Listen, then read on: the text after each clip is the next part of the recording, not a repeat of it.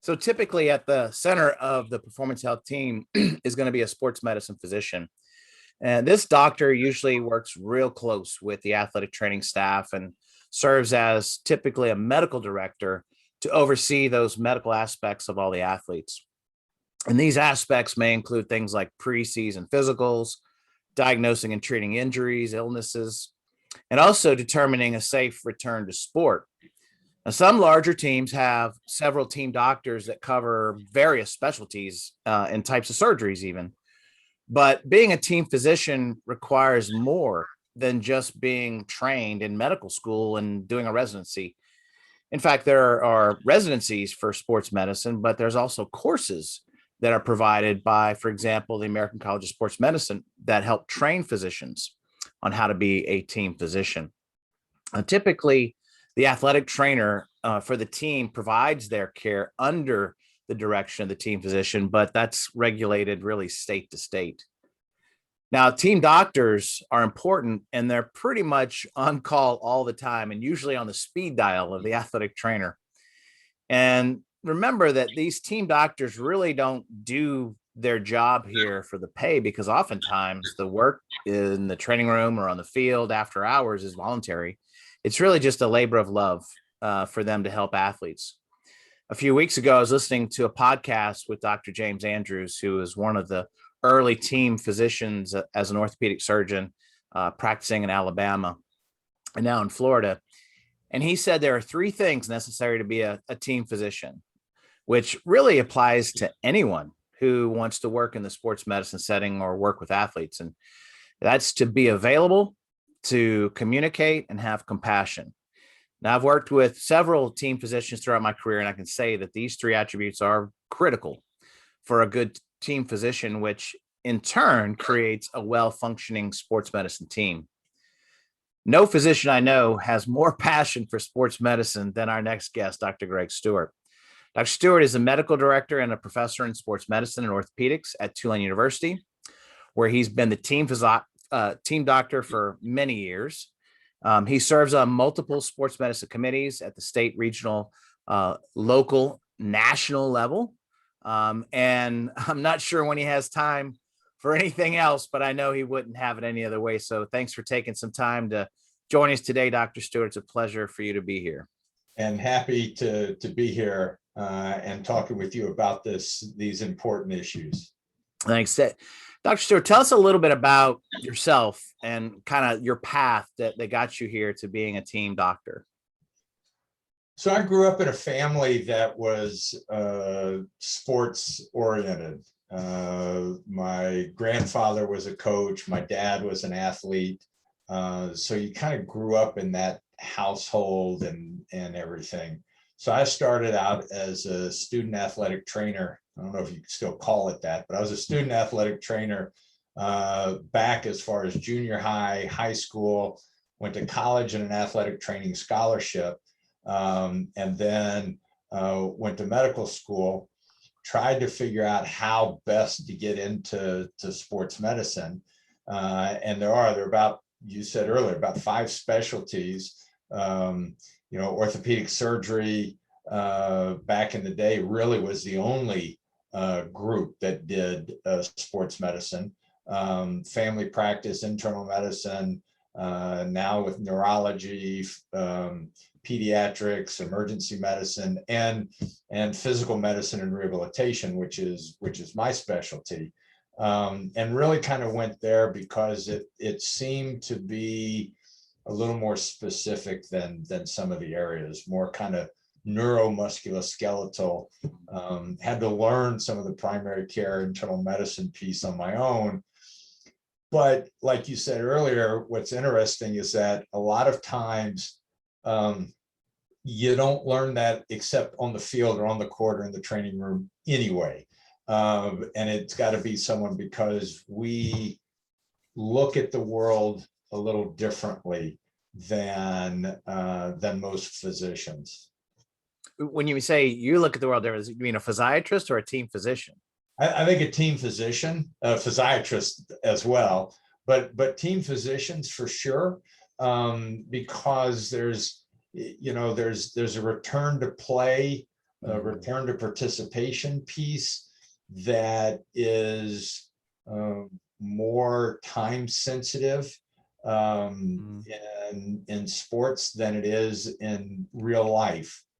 So if you come in, sprain your ankle, and gosh, it may take you 4 or 5 weeks to get better and get back.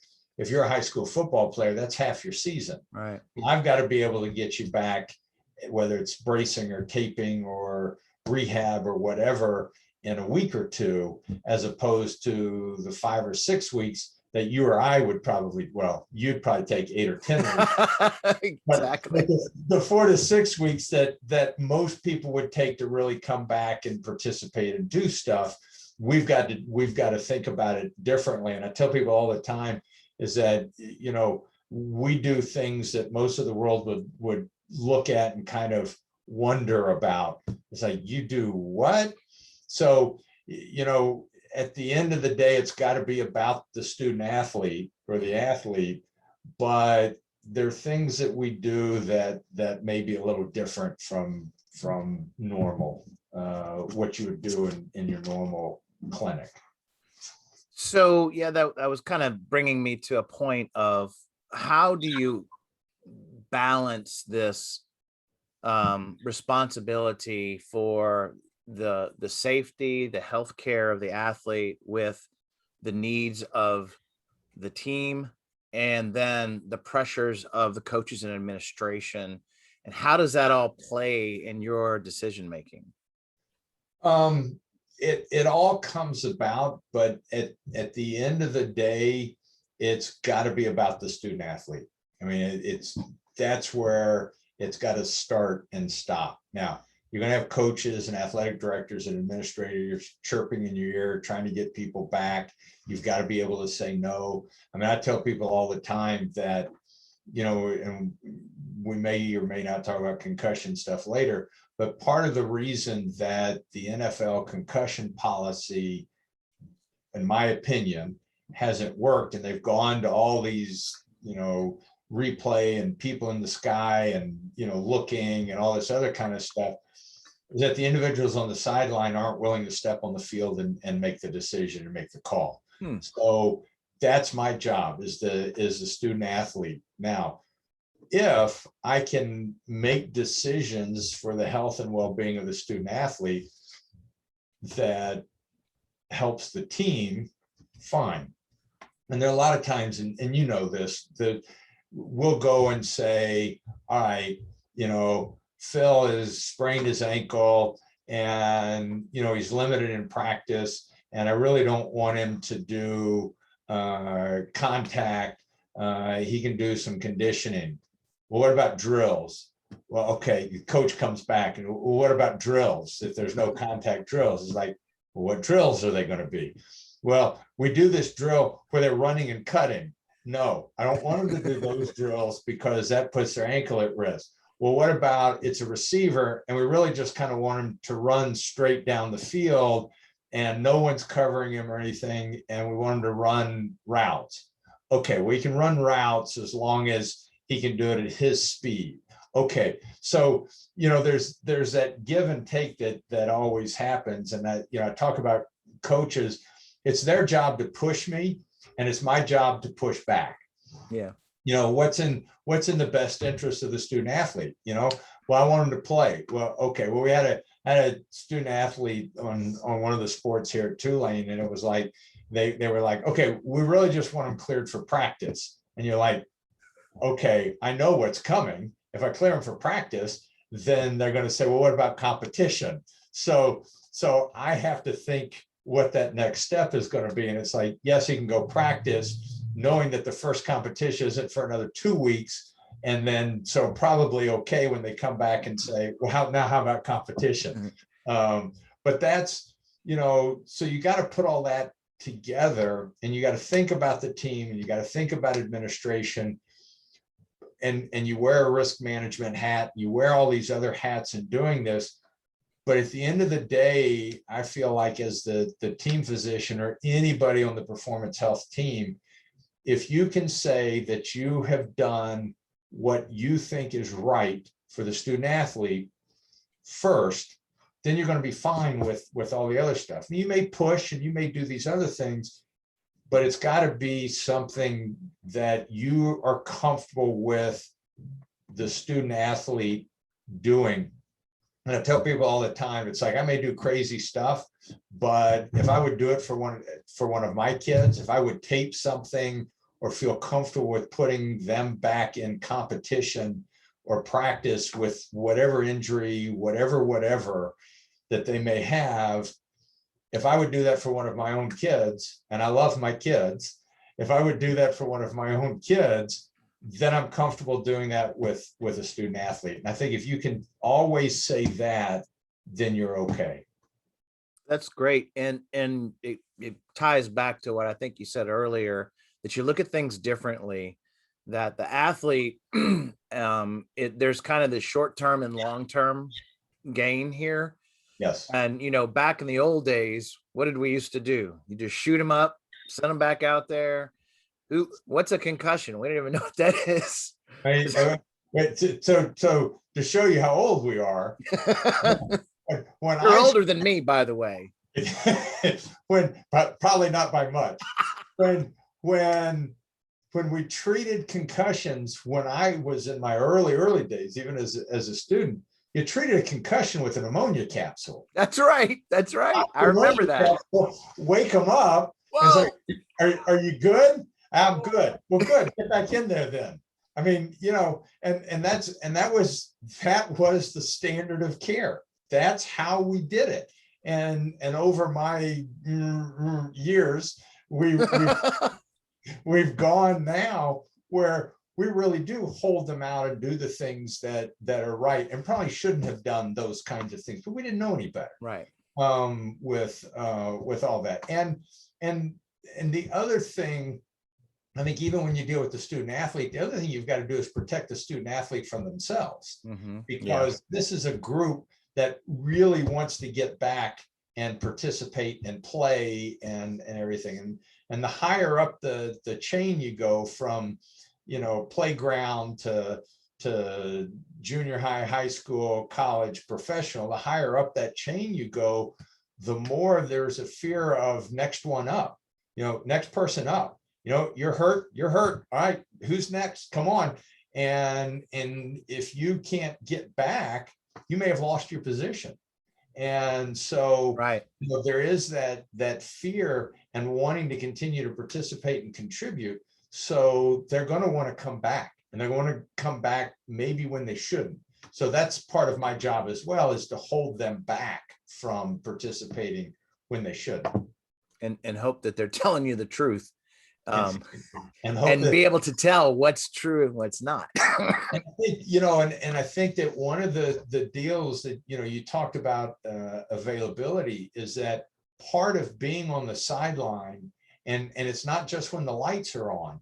I mean, you got to be around in the locker room, training room, at practices, early in the morning when they're sick or not feeling good, is that you develop a relationship with them so that they understand who you are and realize that they are your primary concern. Right. And that they have to be honest with you. And it becomes a thing where we did this with one of our players at the end of the year last year. We had some issues with concussion and not necessarily being honest and still playing. And so we kind of came through in the off season when things were quiet. And I kind of said, okay, we need to have a conversation. You need to understand that I've got to know what's going on. You've got to tell me and be honest. My promise to you is that I'm going to let you play as long as I think it's safe for you to play. But I've got to know what's going on with you so that I can determine what is safe for you. Right. You're not going to be able to do that. That's my job. Let me do my job, but be honest with me. And if you tell me, hurt my hand or whatever, but I think I can still go, and, not a bone sticking out or whatever, then okay, fine. I'm going to let you go, but I'm going to watch it. And I'm going to come and check on you in between series, in between times when you come off the court, in between innings, whatever. to check and make sure that you're okay. And I just need to know that you're okay. Talk with me. And because there may be something I can do to help that's not pull you. Maybe there's a tape or brace or something. And that's what, you know, between the two of us, the gray hair and the no hair has given us, is that ability to sit and be on the sideline and figure those kinds of things out. And so that relationship is key, not just you and the athlete, but you and the athletic trainer and the coach. And the coach, obviously, you know, the coach has to trust you. Yes. Right. And the parents. I mean, and the parents. All the way around with this is that everyone has to know that at the end of the day, I'm going to do what's best for the student athlete, but I'm going to push them. If it's safe to push them, I'm going to push. And they've got to say that's too much, because I may cut you loose to do some things that I don't think you're going to damage yourself, but it still may hurt and you may not want to do that. And that's part of that conversation of that we have. And, you know, a lot of times it's like, we can do this, it's going to hurt, but you're not going to damage yourself. You know, you're not going to make it any worse. You know, there's some things that's like, you know, like people injure their shoulder and they tear their labrum, you know, that rim of gristle that kind of helps hold the arm bone in place. And, you know, you can go back and do stuff and they're like, can I make it worse? Yeah, you can make it worse. Well, then it's like, no. Worse is someone already has to fix it. Worse is one more stitch. It's not surgery or not surgery. You're already going to have surgery. Can you make it worse so that, yeah, they'd have to put one more stitch in? Yeah, you can make it worse and it could hurt a little more, but you're not going to damage yourself to beyond what you're already damaged that needs to be fixed. And so it's kind of having that conversation and realizing that there's some subtle differences in all of that you have with the conversations you have with student athletes and parents, in a way that, you know, if you came in to see me and you're like, you know, my shoulder hurts, it's like, well, we can fix it or not, it's up to you, and kind of have some of that conversation, but I'm not going to push you, you know, like I necessarily would with a student athlete. Yeah. And so when you said at the very beginning, you look at things differently. Imagine that a physician that hasn't had the training, the experience on the sideline, that just shows up and says, you know, oh my gosh, you did this or whatever, we're gonna have to just shut you down. That's the difference, I think, in a really good sports physician that realizes that fine line where you're not going to hurt yourself much more. Right. You need to go ahead and just keep doing. That's that risk aversion side of you. That's right. I've dislocated my shoulder. We popped it back in place. This is your chronic dislocator. We popped it back in. 5 or 10 minutes, you're kind of like, okay, I feel all right. And do I put you back in or not put you back in? You know, it's like, go back. Yeah. Whatever's there is there. Going back in, we'll deal with this when the season's over, when the game's over or whatever. You know, it brings up another point of whose call is it, right? Of can they play? Ultimately, it's you. Ultimately, the doctor says whether you can play or not. The athletic trainer then can take that information and still hold a kid out, even though you say he's okay. Yes. The trainer can go, nope. And so what I would say, and the player can pull himself. So yeah, of course. The other piece that's here that I think is the team physician's job, and I don't know that everyone takes this on, is that my job is also to protect everybody else on the team, including the student athlete. So there are plenty of times that I'll have either end of season, end of career conversations, and, you know, an athlete will be, you know, I'm done. You know, I hurt, I'm tired of hurting, I'm tired of whatever. And you go, okay, fine. What do you want to do? Well, I don't want to play anymore, but I don't want to be the one who says I'm not playing anymore. Fine. When here in the room, we're going to have this conversation. Right. When we walk out of the room, I just disqualified you, and you can dog cuss me to everybody you want to dog cuss me to, and I'll wear it. And here are the reasons. So the same thing with the athletic trainer. So you kind of have a conversation with those other members of your team the sports medicine team, that performance health team, and I can look at something and say, hey, you know what? I think they're good to go. And the athletic trainer go, well, what you don't know is they wanted to get number 2 some reps. And we're so far ahead or so far behind that it's not worth putting this person at risk again. So I don't want to put them back. Fine, then don't put them back. You're out. So there's still give and take in that conversation that happens. But like you said earlier, everyone's got to be on the same page when this happens. When you walk out of the sideline tent, when you walk out of the training room, when you walk out of the doctor's office, we all need to be saying the same thing, student athlete included. Now, you get yourself in trouble a lot of times because you're like, okay, here's what we're going to do, and we're not going to say anything to anybody. And then the student athlete posts it on social media, or something that you're trying to protect them, and then they go do this, and then all of a sudden they get in trouble and they come back and like, hey, wasn't me who said something. Look, knucklehead, look what you just did. So, but I think that's real important because these are injuries. Again, let's go back to you or I. You or I sprain an ankle, nobody cares. No. If this is your starting whatever, and they sprain an ankle, potentially the whole world cares. And so, Drew Brees injures his thumb, and we're all watching as he goes to try and grab that football on the sideline with the camera overhead. And everybody that knows is like, oh, he's done. This is what's going on. He's got to be operated on. And all he did was grab it. He didn't wince. He didn't do anything, realized he couldn't grab a football. And so just kind of let go of it. And everyone who was watching who knows was like, oh, this isn't good.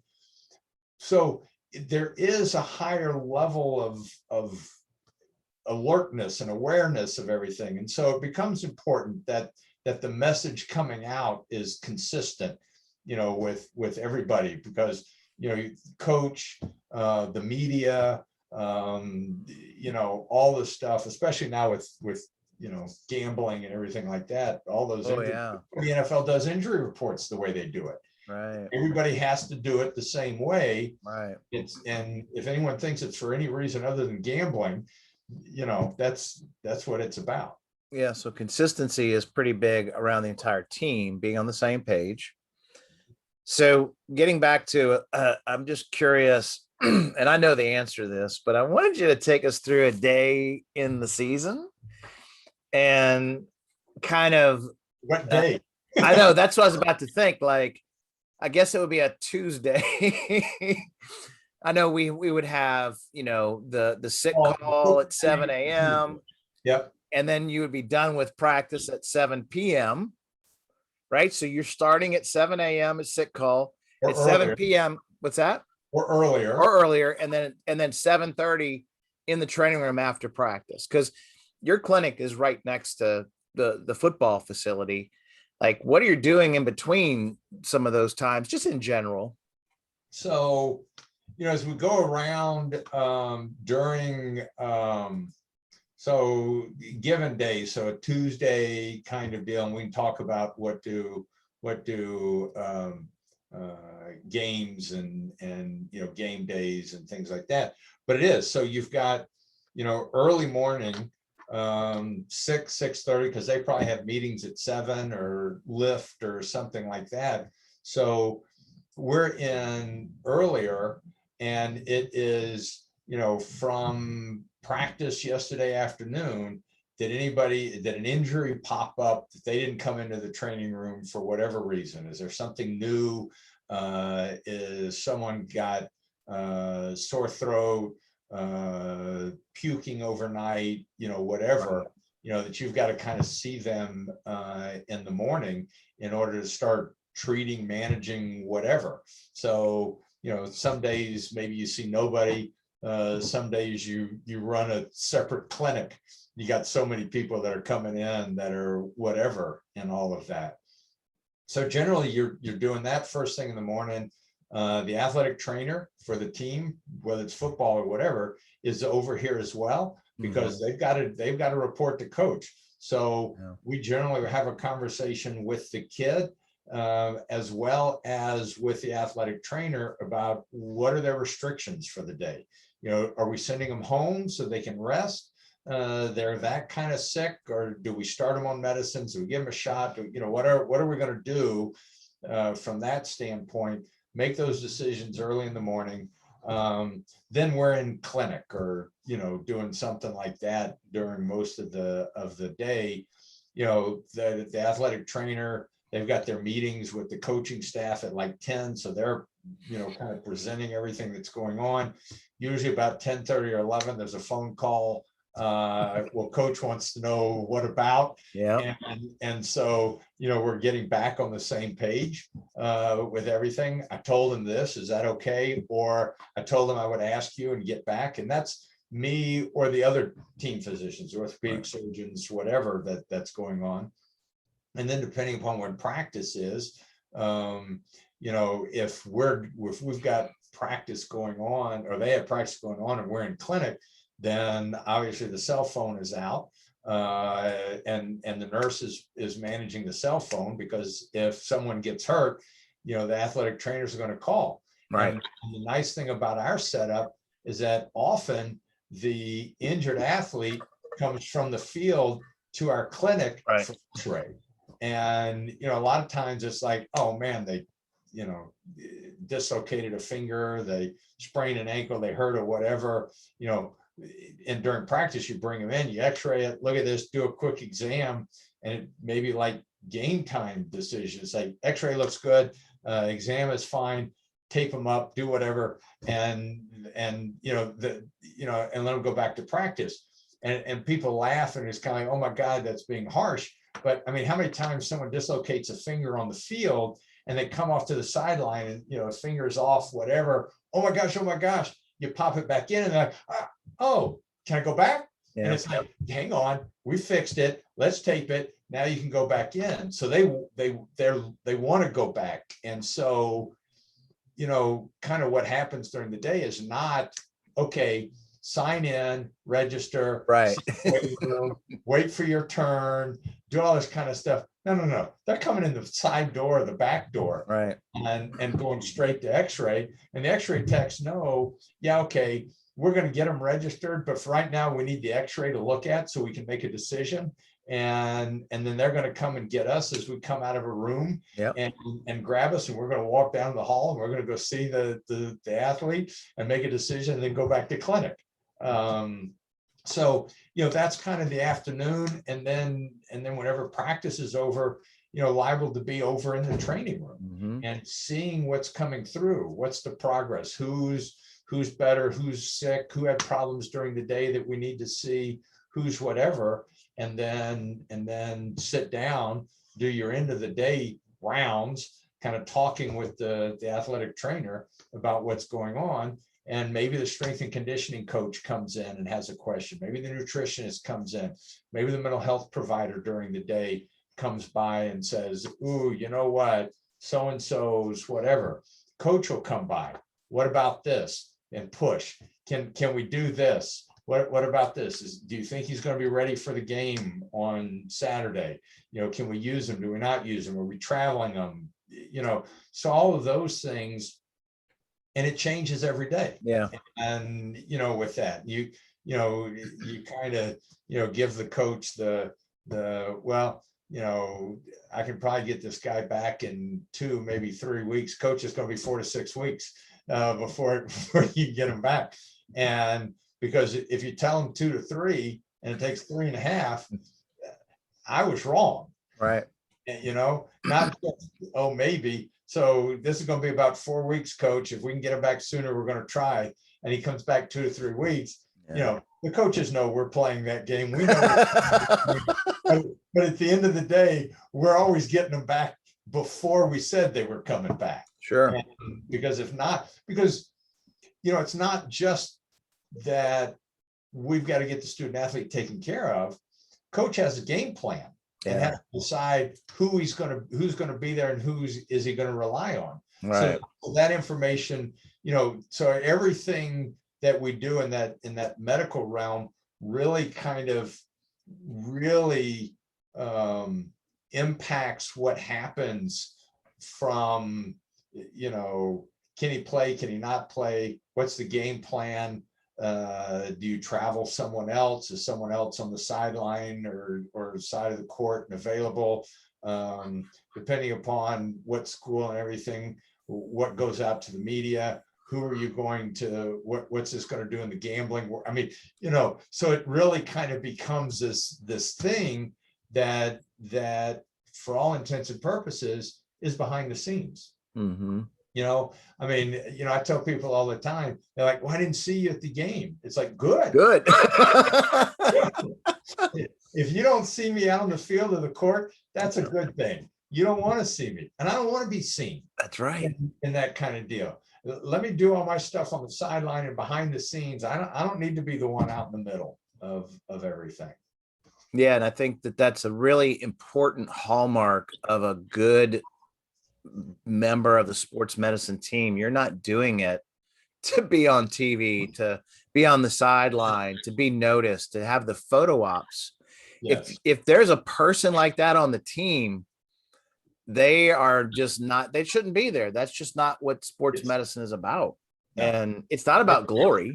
No, right? We're very much behind the scenes. Now, having said that, I do use that line when I'm on the field or on the court with the athletes, because they're always like, I gotta get up, I gotta get me off the field. And it's like, no, you know what? You've been out here all day long. My mama wants to see me too. You're gonna wait here while we look at you and figure out what's going on, so my mama can see me out on the field, just like your mama got to see you. And now, and always like, okay, but it's just that on the field levity of kind of, no, we got time, right? My mama wants to see me too, so just lay here. Even though they're at commercial break. I mean, they're not showing you for anything, but the kids understand that. And they're like, okay, whatever. So, I think as a freshman student trainer at LSU, ESPN was at a game on a Saturday night, and I'm a water, holding the water, and I see the camera and I go like, "Hi, Mom." I got so much crap for the next week. Yes. That I promised I would never be on TV ever again. Ever. No, you don't do any of that stuff. Right. Right. But that you use it. So. And the other part too is I don't get emotional on the sideline. I don't jump up and down and holler when they get a touchdown. I mean, you'll go like, yes, but you're not that guy. Remember just running down the sideline with the player. Go, go, go, go. No, exactly. Because, for when I do that stuff now, depending upon the sport, but if we're talking football, and I know everyone gets tired of us always talking football, but basketball, you're at the end of the bench, baseball, you're in the dugout. You can see everything generally from where you are in most sports, and football is different because of the sideline and the number of people. When I was younger and I could run faster, I would always be at the opposite end of the field, because my job is to see what's going on. Sure. And I can't tell you how many plays, how many big plays and things like that you miss because, something's going on down the field, but I'm making sure that the quarterback gets up. If all the quarterback took a hard hit, my job is to watch the quarterback, and I don't know what's going on down the field. Everyone may cheer and everything like that. And when the quarterback's up, then I can turn and look or go down the field. But if I'm at the other end of the field, I can step out on the field to see. So if it comes to my sideline and something's going on down at my sideline, and they're at the 20 and I'm at the other 20, I can step out on the field 5-10 yards. Nobody cares. I mean, the play's over, whatever, and I just need to see what's going on. So I can step out on the field and nobody cares. The officials don't care. Nobody says anything. Yeah, that's exactly the way I was. Is I'm watching the play, but I'm always looking at the ground.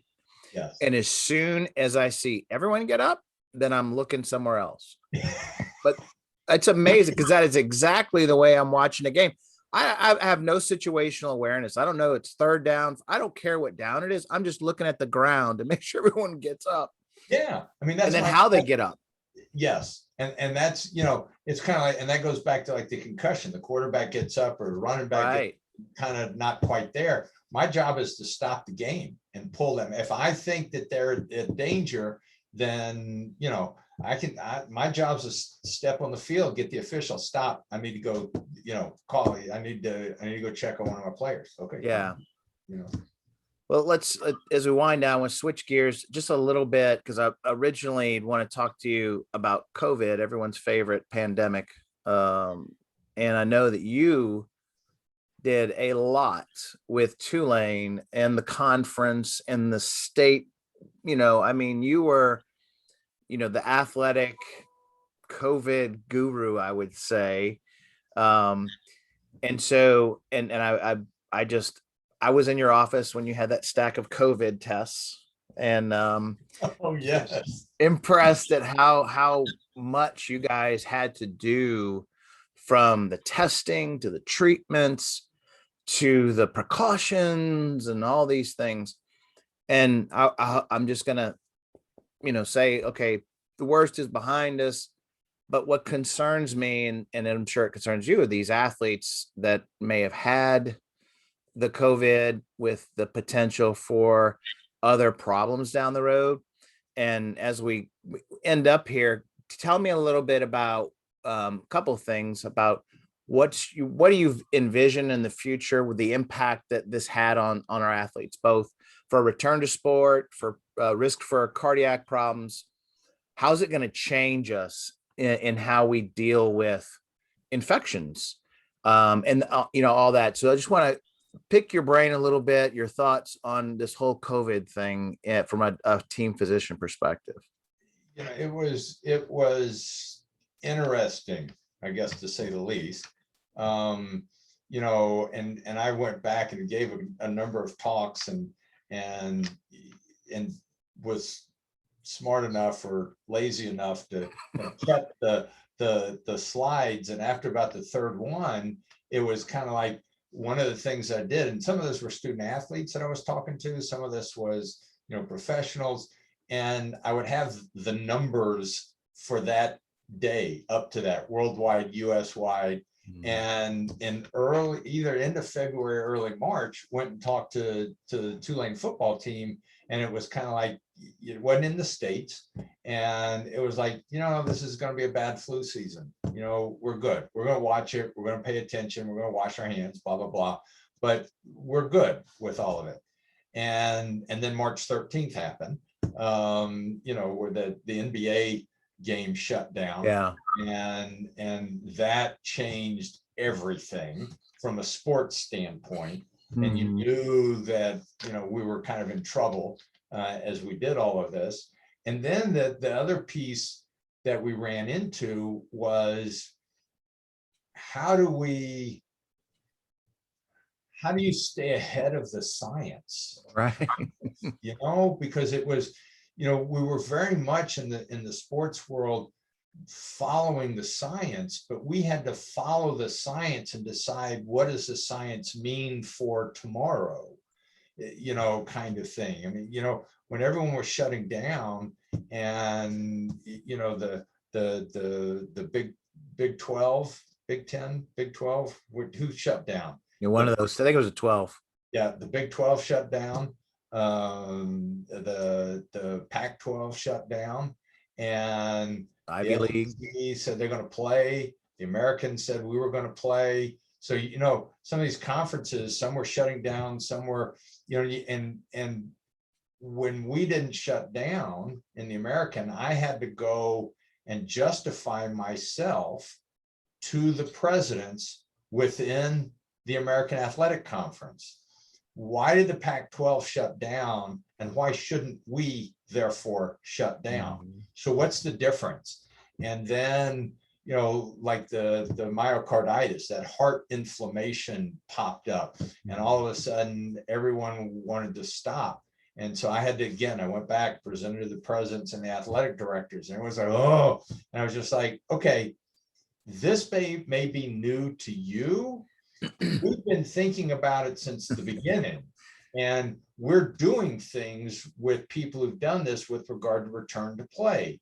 Now, could there be some other things that maybe we add as the science comes along? Yes, but what we're going to tell you is that we don't think you should shut down because of the concerns on myocarditis. We do not think that it's as bad as they're currently saying. And we also don't think that that impact is going to be as bad as everyone's worried about. We think it's okay to keep playing. So, so you kind of had to be able to forecast based on other knowledge, previous swine flu and things like that came through, other viral myocarditis, this, that. Does it transmit outdoors? What's going on as you're watching all this? Do we see it transmit on the field? Early on, made a very quiet decision where we had a scrimmage where one of our defensive linemen, probably shouldn't be putting this in the class, but one of our defensive linemen in one of the early scrimmages before the season started, scrimmage is almost done. He's on the sideline saying, gosh, I'm just kind of been tired the last couple of days. Haven't felt real good. I said, all right, we'll check you out. Come see me in the morning. We'll make sure, maybe draw some blood, something like that. So the athletic trainer, it's like, test him today, tomorrow. I need to know.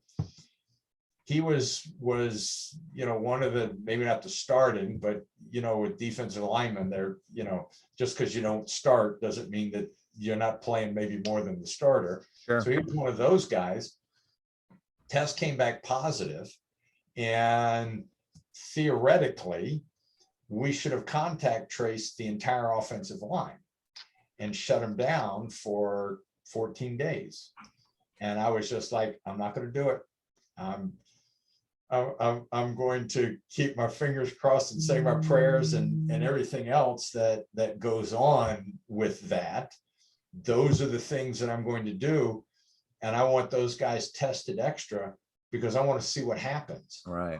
Do I need to be worried about this in week 8, week 9, with things? And the only way to know is I've got to learn this and figure it out. So there were some of those things that went on, and fortunately made the right decision. We may go and say I'm lucky, but we can also, and say that I guessed right. but the other people who think I'm smarter than I really am said, no, that was an educated guess. That was really, you put all this experience and everything together in order to come up and decide this, and you made the right decisions and everything. So anyway, there was a lot of that went on. And I think the other thing that when people look at who's involved in these things and, the team physician, you decide, do they give flu shots and do they get sick? We actually sat down and had to operationalize a lot of this. So like, footballs that are on the field, they get kicked into the stands, can't come back onto the field without being clean. Early on in the season, that was one of the concerns. As the season went on, you're like, okay, well, we don't need to worry about this anymore. But, those first 2 or 3 games, what did we do? How much space do we need for the team to come in? Do you block off where the buses are?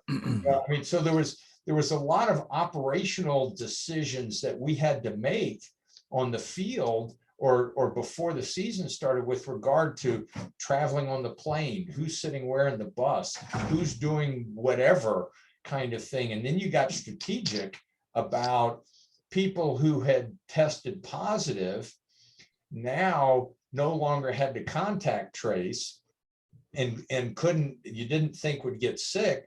So maybe you would either sit or room them with somebody with like some of the starters. So, there's a lot of stuff that went on at the medical level. We were writing operational protocols with regard to, we're not going to do presentations on the field during timeouts and things like that. So, there was a lot of medical stuff that went in to a lot of these operational decisions that were taking place with regard to this. So anyway, I know I went off, but I think that's important to understand that a lot of times the medical folks get involved in more than just, you're sick, here's some medicine. with all that. The future, I don't. So we have to take this coronavirus and compare it to other viral infections and try and decide what we need to pay attention to, and do we really need to worry about a year, 5 years, whatever down the line. For the most part, those things are going to happen during those first weeks, months, and we felt like that as people were getting better, that we didn't necessarily need to go do the cardiac MRI on everybody, because we thought it was overly sensitive and a whole bunch of other things that went into it. We would do some definite baseline testing on everybody with regard to return to participation. And then asymptomatic individuals, that was probably enough. We didn't need to go more into all of that. So we haven't seen anything that makes me think that a year later, now all of a sudden you're going to have something from this. Do I think we're probably going to look a little closer and pay a little closer attention for a year or two? Yes. But I think that's out of an abundance of caution. Mm-hmm. And again, knowing that our athletes are at the center of this, and I've got to make decisions that I think are in their best health and welfare, both short-term participation as well as long-term when they grow up kind of thing. Well, that last section that you started off with, you didn't necessarily follow the rules or the guidelines, I should say, is and I don't want to call it a rebel move, but that was pretty good what you did. And I think that, and if everyone knows me, it's that little bit of cowboy in me. That's what I'm about to say. That's real Texas of you. But what that means to me is that's what more people I feel needed to be able to do, is make more educated, contextual decisions that had meaning behind it, rather than just blindly either. And it was like two camps: either you blindly followed it or you blindly said, no, you're wrong, I'm not going to do anything you tell me. So here's an interesting thing, exactly that. So I would not, during the season, and we were successful with this in the American Athletic Conference, football, we did not contact trace to the field. All right. So if I come back on Monday and I test positive, now we would test the day of the game or the travel day, and do temperature checks and everything. But we would also do a post-competition test that would be Sunday, Monday. And then I had to report back to the other team. We're all negative, so you don't have to worry about anything. We did not contact trace to the field. And that means that I'm tackling you, I'm slobbering on you, I'm all sweating on you, all these other kinds of things that would go on in the field. And we did not see it transmitted on the field, but we masked everybody on the sideline. So it was the optics Right. of being on ESPN, right, being on television, of the world looking and seeing all these people on the sideline not masked during the time that everybody had to be masked, and maybe we weren't letting people in the stands even. Yeah. In order to allow the game to occur, we had to meet the optics on the sideline. Yeah, that's right. And so that's what we did, knowing full well that the masks on the sidelines were not helpful. Right. Not the term I wanted to use, but were not helpful, and weren't doing anything. We were outside, and so we were fine. And we knew that when the game was over, all of these guys, so we couldn't shake hands at the end of the game. Right. So we couldn't shake hands. They're beating on each other. We're not going to go shake hands at the end of the game. We're going to go into the locker room. Everyone's going to get undressed and take a shower together. Then we're going to get dressed and put our mask on when we're in the bus and on the plane. Right. It just, it makes sense. But it's what we had to do, right, in order to be able to play the game. That's right. And so, and you knew there were some battles that you were going to fight. We weren't going to contact trace on the field. Fine. But I also knew that everybody on the sideline had to be masked, because it had to look like we were following protocol, Right. knowing that it didn't do anything. I knew pretty much that was the reason that team, like the NFL would fine you if you didn't have a mask on. Yep. And it was all for show. So Wow. that everyone felt like you were doing everything. And I think a lot of us in the sports world kind of knew that. Yeah. But what I really liked, your second part of it, was being a team doctor, especially in the pandemic, is not about just treating the illnesses. It's the operational side of things. And that you played a key role, again, not just at Tulane, but in the conference. Right. And I think that it speaks a lot state at the high school level. I was about to say, and you also worked with the state high school association. And I think one of the things in dealing with all the people that you had to deal with, I think that this isn't every team physician, because we had team physicians that were red and blue, just like everyone else. It doesn't exist and you should be locked in your basement. So we still had that, but it was paying attention to the science, like you said, in a contextual fashion, so that you could really come up with things that made sense, right? Realizing that we had the optics to deal with. We were going to have to deal with the optics, right? And we all sat around and we're like, oh man, I don't want to be the first game that gets canceled. So, and our conference, we were glad TCU had to cancel a game against SMU, and we're all like, okay. The first game that got canceled from an American Athletic Conference standpoint was not an AAC team. Right. But the other thing in that is we got involved in competition decisions. Should a team play? We were in teams should not play. We had teams that did not want to play that we forced to play because it was not a COVID related issue. They wanted to use COVID as the excuse to not play, but they had some other injuries. You had all the opt-outs this last year. Right. You had some key injuries. You had some opt-outs and 5 people with COVID, and that were either positive or contact traced. Well, our COVID says like, no, that's not a COVID related issue. Right. And then some of the conferences and all the sports, but football, you had to have this many whatevers, and then you would have to play. And we didn't do that, but for other reasons. But again, those were medical decisions that were made that had operational implications. Sure. And so it's more than just injuries and illnesses. Right. Well, that sums it up for me. That you're just a jack of all trades, Dr. Stewart, but it goes back to common sense, and that's another thing that I really like about your style and the style of other team physicians. Just common sense, communication.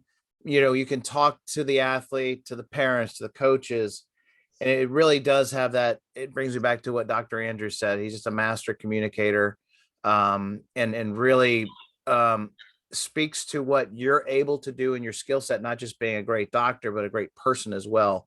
Well, you've got to be able. So I'll kind of end it with this. You have to be able to take your tight end who gets headbutted after some magical win and slices his face open. You got to be able to take him in, sew him up, be able to put a Barbie Band-Aid on him, and know that when he goes wandering out, that you got away with putting a Barbie Band-Aid on.